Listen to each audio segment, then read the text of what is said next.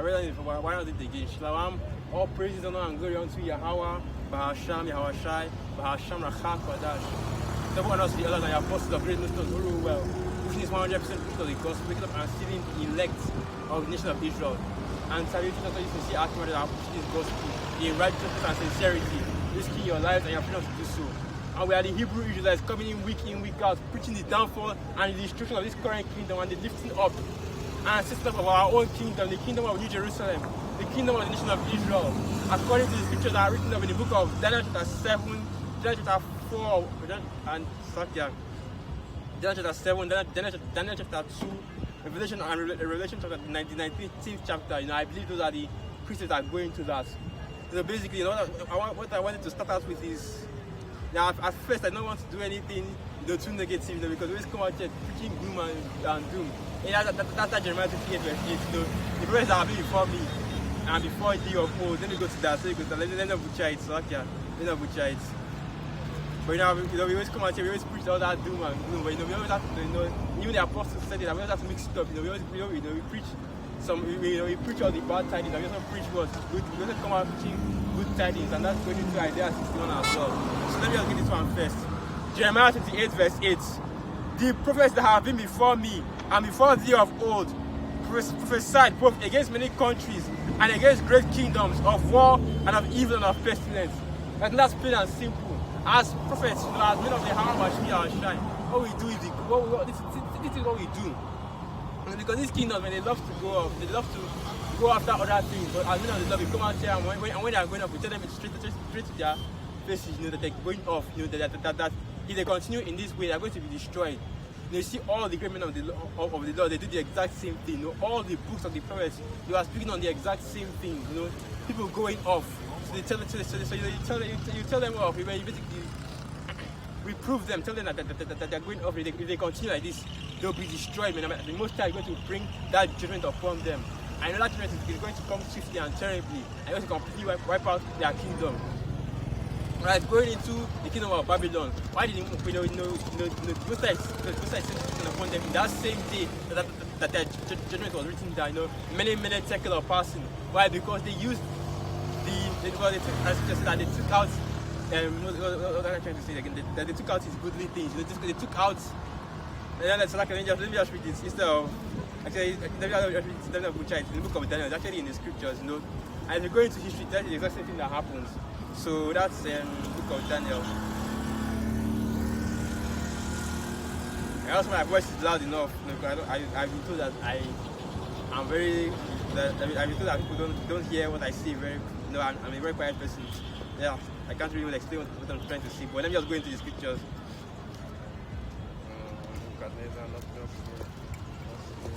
Oh yeah, it is writing on the wall.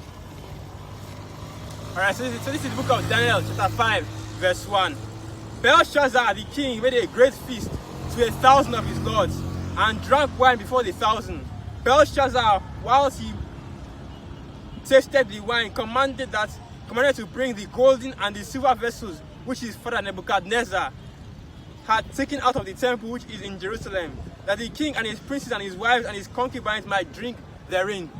So he had this king, this hidden king, the Babylonian king at that time, which is Belshazzar. If you go into the history, they gave him a different name. It was never, so they didn't use the name Belshazzar for him, but basically, and the Nebuchadnezzar, the first Nebuchadnezzar, the one that actually taking Judah captive, the kingdom of Judah captive, as prophesied by the prophet Jeremiah, the prophet, and the prophet Isaiah as well, that our people would go into captivity under the Babylonians.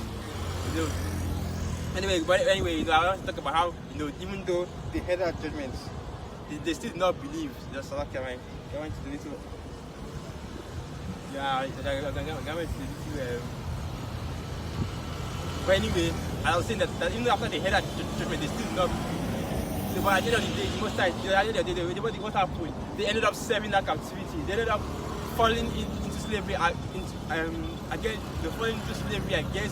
the falling into the Babylonian captivity. So now they took out everything that was in the temple, and the most actually prophesied about that. That's everything that, and that actually goes back to the king Hezekiah. We know that Hezekiah was one of the righteous kings that ruled over Judah at that time. But prior to his death, before his death,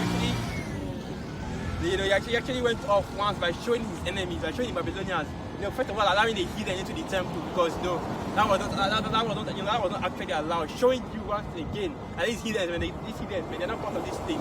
They're not part of this truth at all. But basically, Hezekiah didn't his rulership. Was it Hezekiah or Jehoshaphat? So like I'm messing up the names, but I think it was either Hezekiah or Jehoshaphat. Basically going to the book of Kings, that he showed. Let me see if I can get that. That he showed. They shoot by the Babylonian emissaries at that time. Babylonian emissaries at that time.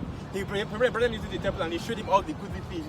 All the things that Solomon made, all those shields of gold, those plates of gold that they use for burning incense and sacrifices and all that. So let me see whether I can get that precept. That's in the book of 2 Kings. I think it's either Zedekiah or Jehoshaphat. I can't remember which king it was.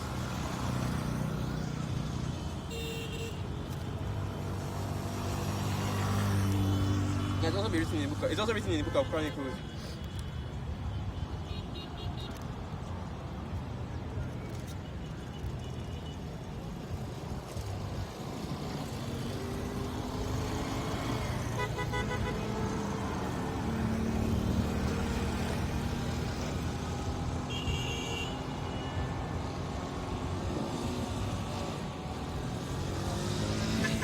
Here it is. Yeah, it was Hezekiah. 2 Chronicles. This is the book of 2 Chronicles 32 verse 31. Howbeit in the business of the ambassadors of the princes of Babylon, who sent unto him to inquire of the wonder that was done in the land, the Most High left him to try him, that he might know all that was in his heart. Alright, now the rest of the acts of Hezekiah and his goodness, behold, are they not written in the vision of Isaiah the prophet, the son of Amos, and in the book of the kings of Judah and Israel? So basically that is going into what happened when the Babylonian ambassadors came into the kingdom and came to there's just summary what happened when the Babylonian ambassadors came into the kingdom, and Hezekiah, they came to inquire of the goodness of the Most High from Hezekiah. So basically I can actually find the exact precept because I still can't see it. I thought I was here in the book of 2 Chronicles, but I don't think it is. You have to bear with me. Let me look for it in the book of 2 Kings.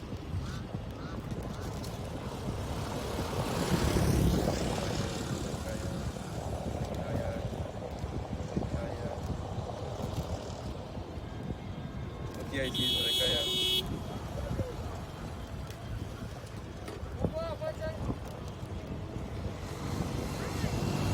Here it is, Hezekiah, yeah.